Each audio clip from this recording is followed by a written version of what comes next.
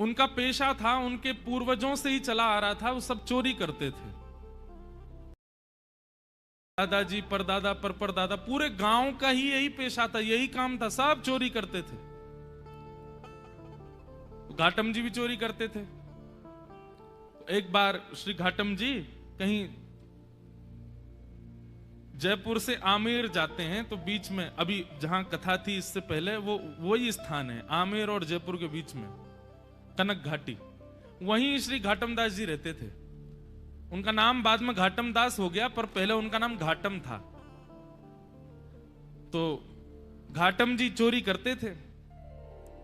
एक बार रात में बैठे थे चोरी करने के लिए, तो उस दिन कोई व्यक्ति तो मिला नहीं उनको मालदार, लेकिन झोला लिए हाथ में और जटाएं बांध करके कोई संत वहां से जा रहे थे। घाटम जी बेचारे 2 दिन से तो उनको कुछ चोरी हुई नहीं थी, फिर भी मन में विचार करने लगे, तो महात्मा है, इनकी क्या चोरी करूं मैं, कोई बात नहीं, चोरी नहीं करता हूं, प्रणाम कर लेता हूं जाके। और घाटम जी उनके मार्ग पर आ गए और अर्धरात्रि का समय, घनघोर अंधेरा, प्रणाम किया। महात्मा रुक गए, बोले अरे खुश रहो वत्स, क्या नाम है, नाम आदि पूछा, कहां रहते हो, स्थान बताया, क्या करते हो। घाटम जी बोले मैं चोरी करता हूं।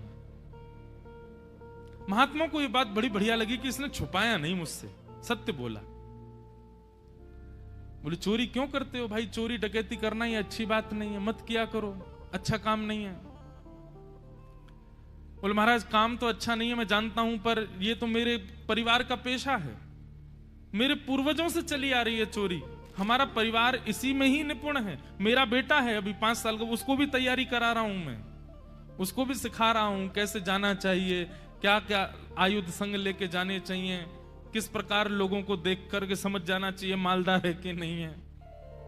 महात्मा बैठे बैठे, देखो संत का स्वरूप क्या होना चाहिए, संत केवल वहां ना जाए जहां माला और दक्षिणा मिले, संत का स्वरूप है वो जहां जाए, अगर दिख रहा है कि कुछ दूषित स्थान है, दिख रहा है कि इसके अंदर कुछ कमियां हैं, उसको सुधार करे, इसीलिए वो संत बना है, इसीलिए वो साधु बना है, केवल मालदार बनने के लिए नहीं बना है साधु। महात्मा को चिंता हो गई, बोले अगर मैं इसको कुछ सिखा करके नहीं गया और इसका जीवन परिवर्तित करके नहीं गया, तो इस मार्ग से निकलना मेरा दुष्कर हो जाएगा। ठाकुर जी ने मुझे इस मार्ग से भेजा है, इसका मतलब ठाकुर जी चाहते हैं कि इसको मैं कुछ बताऊं। महात्मा जी ने उसको बैठाया, बोले सुनो ये घाटम, तुम चोरी मत किया करो, तुम छोड़ दो चोरी। बोले महाराज जिसके रग रग में, जिसके रक्त में चोरी हो वो कैसे छोड़ सकता है। अरे हम तो ऐसे हैं, परिवार में भी हम लोग रोटी भी पानी हो तो हम चोरी करके ही पाते हैं, हम रसोई में मांगते नहीं रोटी दे दो, हम वहां भी चुपके से ही जाते हैं। इतना ज्यादा हम लोगों में चोरपन घुस चुका है कि अब ये निकल नहीं सकता। महात्मा थोड़े व्याकुल थे, तो घाटम जी बोले भगवान आप देखिए व्याकुल मत होइए, मैं भी विवश हूं कि मैं नहीं छोड़ सकता चोरी, पर हां चोरी के अलावा जो कहोगे वो करूंगा। चोरी तो मैं करूंगा, लेकिन उसके अलावा आप जो कहोगे वो मैं अपने जीवन में उतार लूंगा, उस आज्ञा को मैं सर्वोपरि मानूंगा, बस चोरी को छोड़ने को मत कहो, चोरी के साथ साथ जो कहोगे मैं करूंगा। महात्मा ने विचार किया, महात्मा बोले ठीक है 4 बातें लिखो। सबसे पहली बात, तुम सत्य बोलोगे। घाटम जी बोले ठीक है, आज के बाद चाहे कुछ हो जाए मैं सत्य ही बोलूंगा। दूसरी बात लिखो, संत जनों का खूब सम्मान करोगे, आदर करोगे। बोले जी महाराज जी। तीसरी बात लिखो, जो भी लाओगे घर में, चाहे चोरी करके लाओ, चाहे प्रेम से लाओ, कमा के लाओ, सबसे पहले ठाकुर जी को निवेदित करोगे, उसके बाद स्वीकार करोगे। बोले जी। और चौथी और अंतिम बात, कहीं मंदिर दिख जाए, मठ दिख जाए, आश्रम दिख जाए, संत दिख जाए, 100 काम छोड़ के चोरी करके भाग रहे हो, सिपाही पीछे पड़े तो भी रुकोगे, प्रणाम करोगे, फिर जाओगे। घाटम बोला जो आज्ञा। अब ये 4 बात मेरे लिए अध्यादेश हैं, आदेश नहीं है, अध्यादेश है। चाहे दुनिया इधर उधर हो जाए, मैं इन 4 बातों को कभी नहीं छोड़ूंगा। संत बोले ठीक है। अब देखो, गुरु आज्ञा कितनी बड़ी होती है। ये कोई लिखी हुई कथा नहीं है, ये असली कथा है। आज भी घाटम जी का वहां घर है, आज भी उनका वंश है वहां पर। और इनका जो मतलब कुल गोत्र था, हमारे राजस्थान की तरफ मीणा होते हैं, वो उन्हीं परिवार में से थे। तो घाटम जी ने अपने गुरु की आज्ञा मान ली। बोले 4 बातें मुझे करनी है। एक बार कुछ संतों की टोली जा रही थी, घाटम जी ने देख लिया, दौड़ करके गए, चरणों में निवेदन किया, मेरे घर आ जाइए, प्रसाद पा लीजिए। संत बोले ठीक है। अब घर पहुंच गए। अब लेकिन घाटम जी के घर पे व्यवस्था कुछ नहीं थी भोजन की। पत्नी से कहा 5 मूर्ति आई हैं, भोजन बनाओ। बोले 5? हम 2 के लिए तो भोजन नहीं है, 5 को कैसे पवाऊं मैं? घाटम जी बोले गुरु आज्ञा निरर्थक हो जाएगी, मुझे कैसे भी इनको 5 को प्रसाद तो पवाना है। घाटम जी ने देखा कि पड़ोस में एक कोई व्यक्ति रहता, उसके पास में उसके गेहूं अनाज आदि का भंडार है, थोड़ा चोरी करके ले आता हूं, उससे बना के इनको पवा देंगे, गुरु आज्ञा पूरी हो जाएगी। गुरुजी ने यही तो कहा है कि संतों की सेवा करो, अब कैसे भी करो, चोरी करके करो चाहे कुछ करो। दौड़ करके गए, वहां से कुछ अनाज आदि ले आए, घर पर ला करके प्रसाद बनवा करके पवा दिया। घाटम जी की चिंता हो गई कि आज सवेरे बारिश हुई थी और मैं चोरी करके लाया हूं तो निश्चित मेरे पैरों के चिन्ह बन गए होंगे, और उसको यदि पता चल गया कि मैंने चोरी किया, वो घर आ जाएगा, मुझे पकड़ करके ले जाएगा, आदि आदि मन में ये विचार करने लगे। लेकिन मैंने तो गुरु आज्ञा के वश होकर के किया ना। इतने में ही वर्षा हो गई, आंधी तूफान आया और सब उनके चरण चिन्ह आदि मिट गए। तो उनको ये अटूट विश्वास हो गया कि मैंने गुरु आज्ञा मान करके पूर्ण किया, तो ठाकुर जी मेरी सहायता कर रहे हैं, मेरे रक्षक बने हुए। घाटम जी का जीवन ऐसे चलने लगा। गुरु पूर्णिमा का समय था। घाटम जी ने मन में विचार किया, मेरे गुरु ने मुझको सब कुछ प्रदान किया, इस बार गुरु दक्षिणा के रूप में ऐसी कोई वस्तु या इतना धन कुछ दूं गुरुदेव के यहां कि वर्षों तक भी अगर मेरे यहां से सेवा ना जाए तो गुरु जी को दिक्कत ना हो, मेरी तरफ से ऐसा रहे कि हां परिपूर्ण हो गई सेवा। उसके लिए एक बड़ी चोरी कर लेता हूं, उसके बाद फिर मैं धीरे धीरे छोड़ ही दूंगा। एक बड़ी चोरी करता हूं, उससे जो धन आएगा गुरुदेव को दे दूंगा। और घाटम जी ने विचार किया क्या चोराऊं। तब उन्होंने विचार किया, बोले कि यहां आमेर का जो राजा है, इसके घोड़े बड़े कीमती हैं और उनमें भी एक काला अश्व है, काला घोड़ा है, वो सबसे ज्यादा कीमती है, ऐसा पूरे भारत में नहीं है। यदि उसको मैंने चोरी कर लिया और उससे जो धन आएगा वो यदि मैंने गुरुदेव को दिया तो आजीवन मुझे जितना देना चाहिए उतना एक बार में ही दे दूंगा मैं गुरुदेव को। तो गुरुदेव के यहां गुरु पूर्णिमा की सेवा मेरी तरफ से होती रहेगी। घाटम जी चोरी करने के लिए जा रहे हैं। एक सामान्य से घोड़े पर बैठ करके घाटम जी और सीधे राजभवन में प्रवेश कर रहे हैं। मुख्य द्वार से ही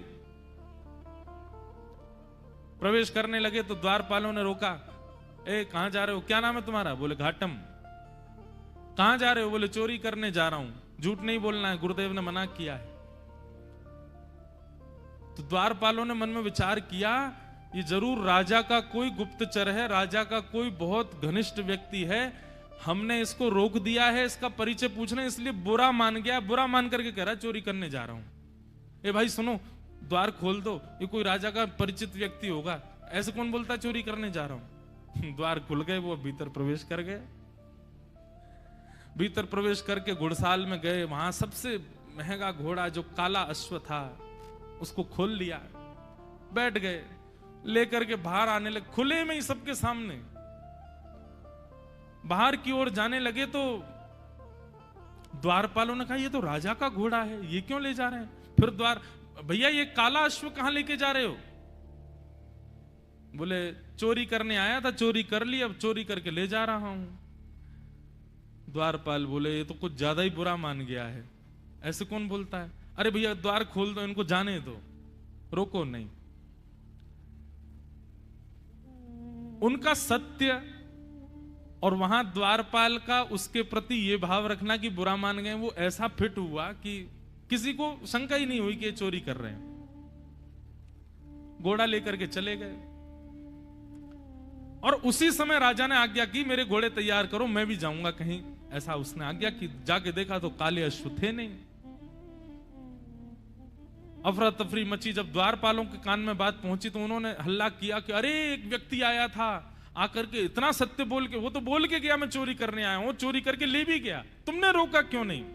बोले महाराज हमको लगा कि ऐसे कौन बोलता है, चोर कभी ये बोलता मैं चोरी करने आया हूं, लेकिन वो सत्य बोल रहा था तो हमको लगा आपका कोई गुप्तचर है, आपका कोई घनिष्ठ है, इसलिए हमने रोका नहीं उसको, ले गया वो। सैनिकों को भेजा, जाओ पकड़ लो उसको, घोड़े लेके आओ। घाटम जी घोड़ा लेकर के जा रहे थे, दौड़ रहे थे खूब तेज कि राजा के कोई दूत आए उससे पहले मैं इसका विक्रय कर दूं कहीं। लेकिन तभी उसी मार्ग पर ही एक मंदिर पड़ा राम जी का, और वहां संभवतः उसी समय आरती चल रही थी। गुरुदेव की आज्ञा याद आ गई। बोले गुरुजी ने कहा था कहीं मठ मंदिर आश्रम दिख जाए तुरंत रुक के प्रणाम करना है। तुरंत अपना घोड़ा रोका। भयभीत है मन में, लेकिन गुरु आज्ञा पर इतना विश्वास। घोड़े को रोका, खड़ा किया, वहीं एक पेड़ से बांध दिया, भीतर भाज करके गए। जल्दी जल्दी प्रणाम कर रहे थे, आरती चल रही थी, आरती प्रणाम की, संतों को प्रणाम किया, परिक्रमा लगा रहे थे, 4 परिक्रमा करी। लेकिन जब तक वो बाहर आते उससे पहले सैनिक आ गए, और सैनिकों ने आकर के देखा घोड़ा खड़ा है। लेकिन एक आश्चर्य हुआ, वो घोड़ा जो काला था वो श्वेत हो गया था, लेकिन घोड़े की आकृति, घोड़े की कद काठी, घोड़े का स्वरूप बिल्कुल वैसा ही था जैसा उस काले, बस उसका वर्ण श्वेत हो गया। तो सैनिक खड़े तो हो गए आके, लेकिन कहने ये घोड़ा तो वही है, लेकिन ये श्वेत कैसे हो गया? घाटम जी निकल करके बाहर आए, सैनिकों ने उनकी ओर देखा, ये घोड़ा किसका है? बोले घोड़ा राजा का है। बोले राजा का घोड़ा तो काला था, ये श्वेत कैसे हो गया? तुम चोरी करके लाए ना? बोले हाँ मैं चोरी करके लाया। ये श्वेत कैसे हो गया? बोले ये तो मुझे नहीं पता, क्योंकि मैंने जब बांधा था तब तो काला ही था। ये श्वेत कैसे हुआ ये तो मुझे नहीं पता। अरे तुझे नहीं पता, ऐसा कैसे बोल सकते हो? बोले मैं सत्य बोल रहा हूं, मुझे लगता है मैंने जिनको निवेदित किया उन्होंने इसको श्वेत कर दिया। सैनिक बोले क्या बोल रहे हो ये? बोले हाँ मैं जो भी चीज लाता हूं पहले ठाकुर जी को निवेदित करता हूं, तो शायद ठाकुर जी श्याम वर्ण के हैं, उन्होंने सोचा होगा श्याम वर्ण के घोड़े पे मैं बैठूं दिखूंगा ही नहीं, इसलिए उन्होंने श्वेत कर दिया। सैनिक बोले ये क्या तुम बोल रहे हो? बोले मैं सत्य बोल रहा हूं, ये वही घोड़ा है जो राजा का है, मैं चोरी करके लाया हूं, मैंने बांधा था तब काला था, आप लोग आए तो कहीं आप मुझे पकड़ो ना, इसलिए ठाकुर जी ने श्वेत कर दिया, पर संभवतः आपने पकड़ लिया मुझको। तो तुम ये कहना चाहते हो ठाकुर जी तुम्हारी चोरी में सहायता कर रहे हैं? नहीं नहीं, सहायता तो ठाकुर जी नहीं कर रहे हैं, पर ऐसा कह भी दें तो कोई अतिशयोक्ति नहीं, कर तो रहे हैं, श्वेत उन्होंने ही किया है। बोले इसकी बातें हमें समझ नहीं आ रही, इसको पकड़ के राजा के पास ले चलो। राजा के पास ले गए। राजा ने जब घोड़ा देखा, राजा खुद आश्चर्य, बोले ये है तो मेरा ही घोड़ा, पर ऐसा भी नहीं कि इस पर कोई रंग लगाया हो, इसका वास्तविक रंग श्वेत कैसे हो गया? घाटम जी से पूछा, घाटम जी बोले मैं सत्य बोल रहा हूं, आप लोग मान नहीं रहे हैं, मैं ठाकुर जी को निवेदित करता हूं, जो भी चुराता हूं मैंने ठाकुर जी को निवेदित किया, उनको नहीं भाया होगा काला, इसलिए गोरा कर दिया। घाटम जी की बात पर किसी को विश्वास नहीं हो, तब राजा बोला एक तरीका है, यदि तुम्हारी बात में इतनी सत्यता है कि ये वही घोड़ा है, तो मेरे घोड़े के गाल के पास में एक मस्सा है, यदि वो मस्सा इसके हुआ तो मैं समझ जाऊंगा कि भगवान तुम्हारी सहायता करते हैं, तुम्हारी गुरु आज्ञा ही तुम्हारी सहायता करती है, तुम जो करते हो सब, और मैं तुमको छोड़ दूंगा। राजा ने जाकर के घोड़े की नार पर जब बाल हटा करके देखा तो वो मस्सा बिल्कुल वैसा ही था जैसा एक काले घोड़े के था, वही घोड़ा। राजा से विश्वास नहीं हुआ नेत्रों पर, उसी समय चरणों में गिर गया। बोले महाराज आपके गुरु आपके बने रहें, पर आज से मेरे गुरु आप हैं, आप चोरी चकारी छोड़िए, सारे काम छोड़िए, आज से आप मेरे दरबार के राजगुरु हैं। आपकी गुरु आज्ञा इतनी प्रतापशाली कि आप एक चोरी का कृत्य करते हैं, उसमें भी ठाकुर जी सहायता करते हैं आपकी। आज से आप मेरे राजगुरु। और श्री घाटम जी को राजगुरु बना दिया।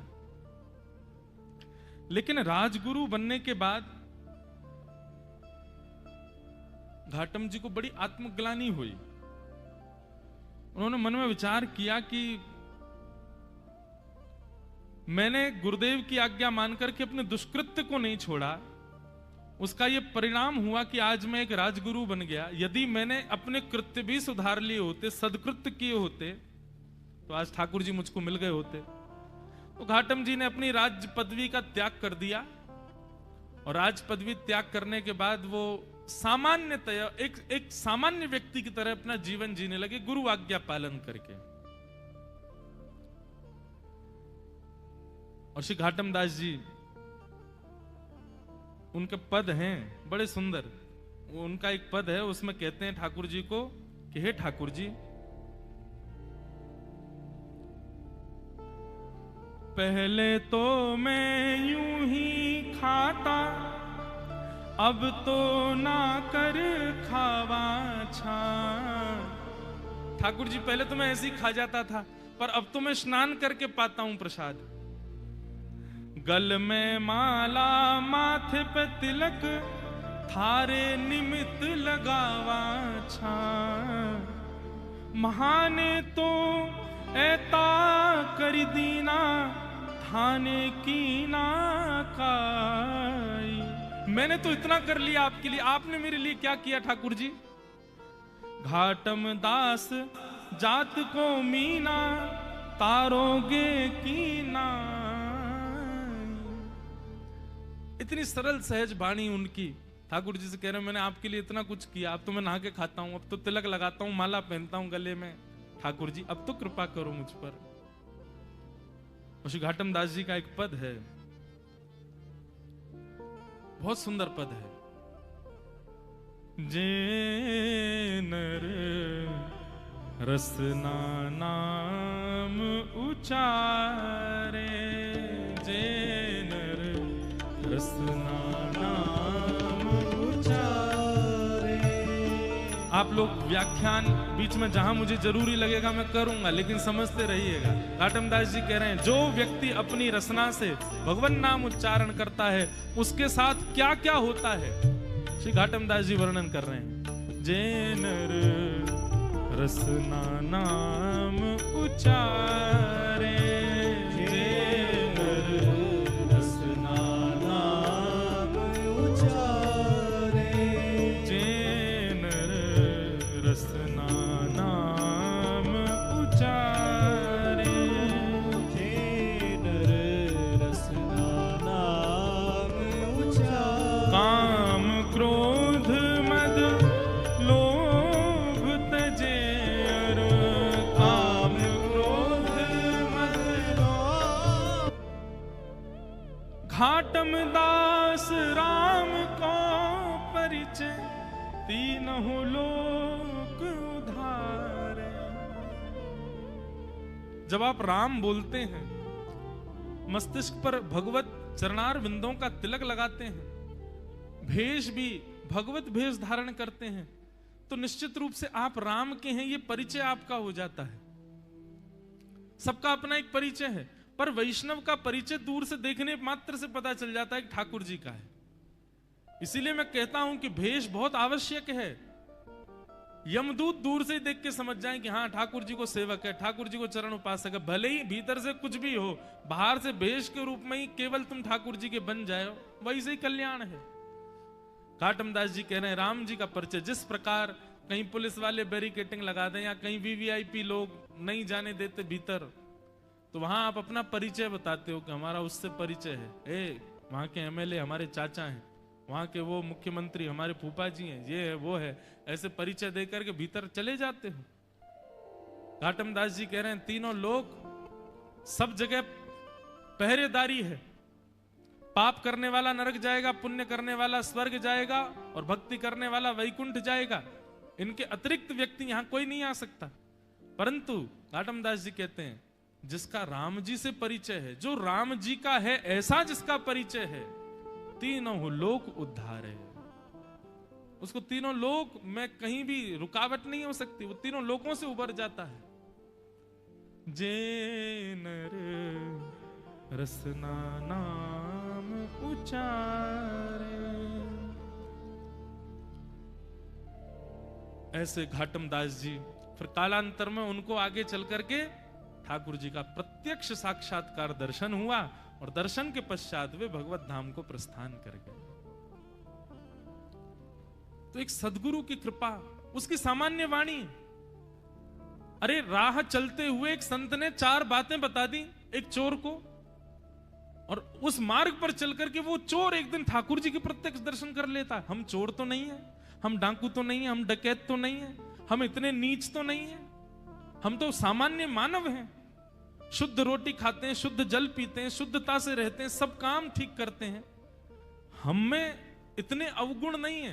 हम गुरु आज्ञा को यदि मान लें तो हमारी स्थिति क्या होगी। इसलिए भैया